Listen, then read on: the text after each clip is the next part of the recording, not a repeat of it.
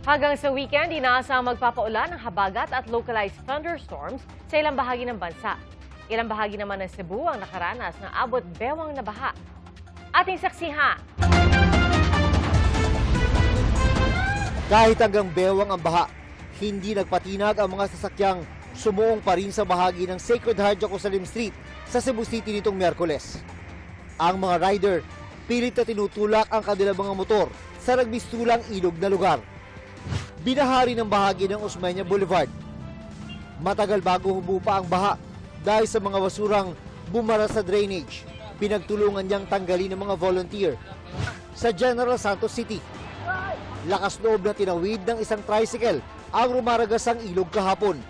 Ligtas namang nakatawid ang rider. Binahari ng ilang bahagi ng Zamboanga City. Dahil naman sa iniwang putik ng magka-landslide, pahirapan sa mga motorista ang pagdaan sa bahagi ng Barangay Dato Wasay, Calamansig, Sultan Kudarat. Ang mga pababang sasakyan halos dumausdos na. Ang mga paakyat naman, kinailangang tulungang hilahin para makausad. Bumuhos din ang ulan sa Bungaw, Tawi-Tawi. Sa bahagi ng Luzon, nakaranas din ng pag-ulan at malakas na hangin sa ilang lugar sa Lawag City, Ilocos Norte.